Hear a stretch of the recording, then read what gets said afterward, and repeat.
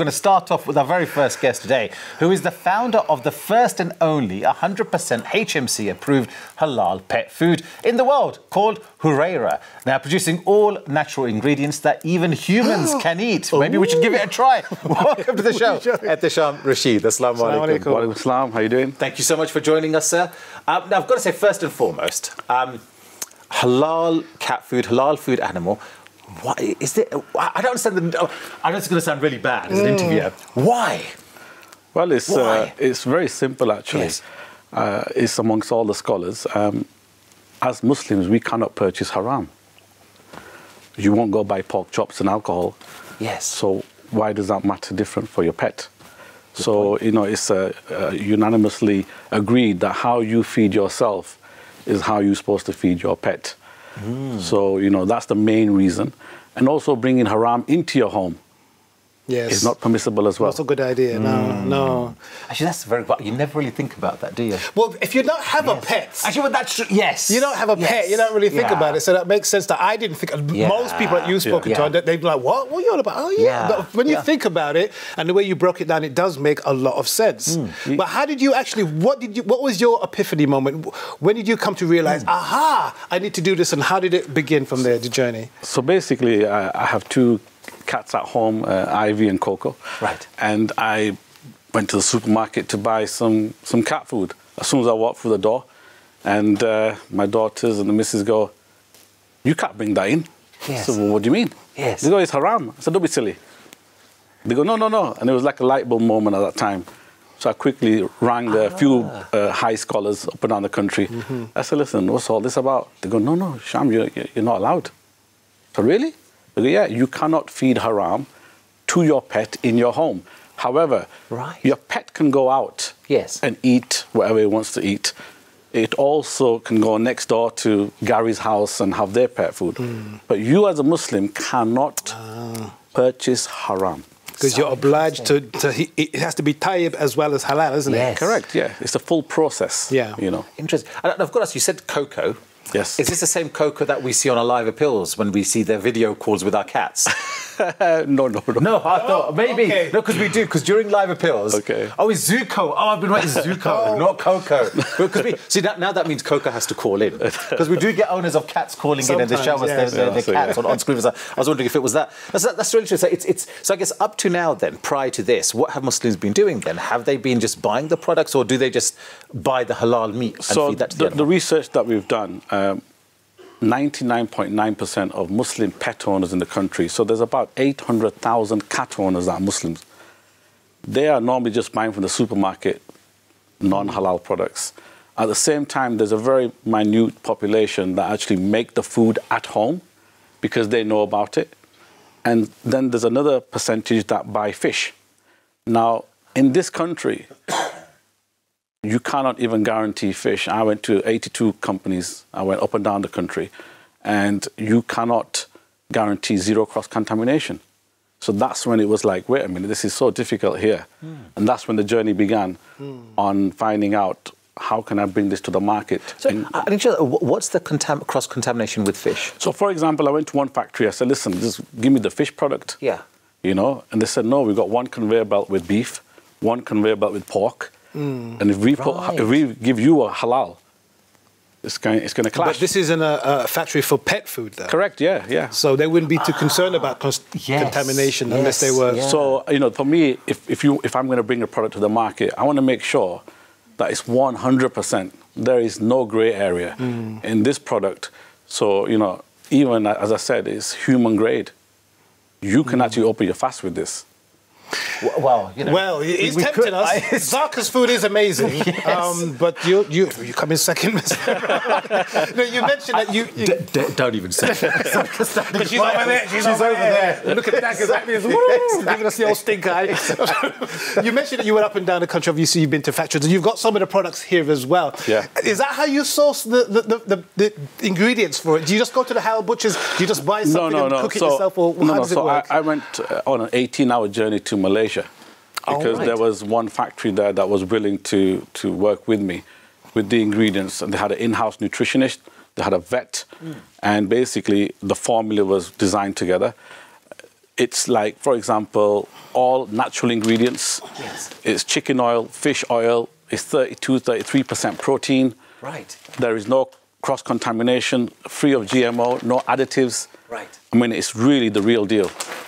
That is amazing. Excellent That's amazing. well, mashallah. And what kind of feedback have you? I mean, did like us, the ignoramuses that we are, did Muslims go, I didn't even think this was an issue, or did this actually, this is what we've been looking for all this time? Yeah, so the feedback is we don't know, because a lot of people say, oh, you don't have to feed my cat because the cat's not Muslim. Yes. They're missing the point. Put the pet to one side. Yeah. It's very simple. You can't buy alcohol and pork and non-haram and bring it into non-halal and bring it into your home. So that was the first hurdle. Obviously, then I got the samples, I tested out up and down the country. Yes. And we gave it to Muslim and non-Muslim owners of cats. And I remember one clear moment where this lady goes, oh, my cat's 9 years old, got no teeth, ain't gonna eat this. I said, listen, relax, you know, let me just give you this sample. Yeah. Then she messaged afterwards, she goes, it ate all the food. Wow. Because halal is very clean. Yes. You have to remember the process is different. And being HMC approved, which is the world's first, we stand out. You can't just be HMC. So are there other products out there like this? There are other brands, but we Obviously are not as good as you, clearly. Oh, we're the best. Yeah. You know, we're the best in the world. You know, so the product is clean, it's freshly made. I'm not going to say organic yet, right? But what I would say is all natural ingredients, and it's very good for your, for your pet.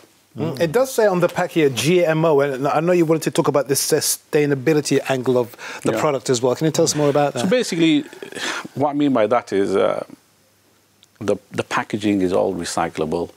You know, we're making sure that the environment that it's made in is all organic. Right. Everything is natural. So it's not one of those where there's a lot of elements of contamination or anything like that. Right. I think there's a whole lot of different... Chicken. You've got chicken. I saw that was ocean sea food. Ocean fish, chicken, tuna, and the kitten is a mix of chicken and fish because you need a bit more protein for... So, which ones do cats prefer? Well, the research that we've done, the sampling we've given out, actually, between chicken and ocean fish is very popular. Right. Obviously, when you register on the website with your details, we will then send you a sample. The first 500 people that register will get a free Hurayra bowl and also a sample. So that's very important, Yes. And then they can try it out. I've got to say, this does help because, I've befriended my neighbour's cat.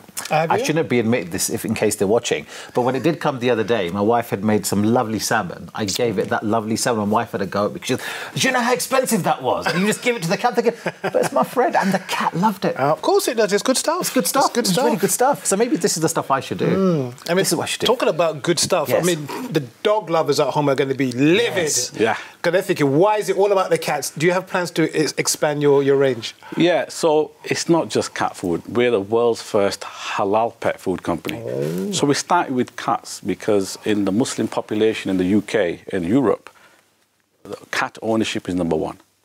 So we start with cats, then we will go to dogs, fish, birds, and all other animals. Hence the name Hurayra, after Abu Hurayra, isn't it? Tell us about that, yes, connection. So the name, as you know, Hurayra radiallahu anhu is the Sahaba. And in Arabic, it means kitten and cat. So I wanted to have a brand that kind of universally agrees with all levels of faith. Yes. So people recognize it straight away. I didn't want like a Western name or a name that just, I wanted it to be long-term longevity in the brand. Oh, absolutely. And where do you see this going, the whole halal animal food industry, I guess? Well, it's very simple. Before, the public didn't have a choice. I understand that. I didn't have a choice. Now there is a choice. So you have a choice. Halal, haram. That's number one. Number two, it's going to be available in the UK, Europe, Middle East, and America. Right. Because in Muslim countries, the reason no one thinks about this is when they're eating halal food anyway, they sometimes give the leftovers to the animals. Right. So there's no concept of pet food. Yeah. Whereas in the Western countries, we can't do that. You can't give it cat chapatis and chicken rogan josh. Well, technically you could, but I do know it's not good long term. It's not good long term. But I did see every time I go in Bradford, my in-laws, the dogs are getting bigger and bigger and bigger. So, I don't think they're taking horses now. They're horses. Absolutely, yeah. Absolutely, yeah. And then, of course, there's a lot of pet owners out there. If they do want to acquire the product, how do they go about doing that? So, first of all, I recommend that you go to the website, HurayraPetFoods.com, register your interest. That's very important. What we'll do then is we'll keep you updated with news and offers. Go to Instagram, go to Facebook. Then in the last quarter of the year when the product is available, it's very simple. It's an e-commerce web-based business. You pick your pet, how many times you feed it, we calculate what you need and check out. Subscription-based, and basically you don't have to worry about a single thing. We will drop it to your door. Ooh, fantastic. Very nice. Fantastic. Very Environmentally nice friendly, save money on the fuel. Do you have to go pick it up? Oh, they deliver it to your door. Deliver to your door. Bada boom. So Could you remind us of the website? Just in it's case HurayraPetFoods.com. Excellent stuff. Last question. It's a bit of a cheeky one, I know, but have you actually tried it yourself? You said it's human consumable. Yes, it's human grade. So what we'll do is, in Rosa time, I'm going to give you a full hand. But will I take it, though? Will I eat it? That's the question. Yeah, I mean, like I said, it was designed with nutritionists and vets and stuff. It is clean food, alhamdulillah. Halal is there for a reason. Yes. And that full process is all available to see on our story as well.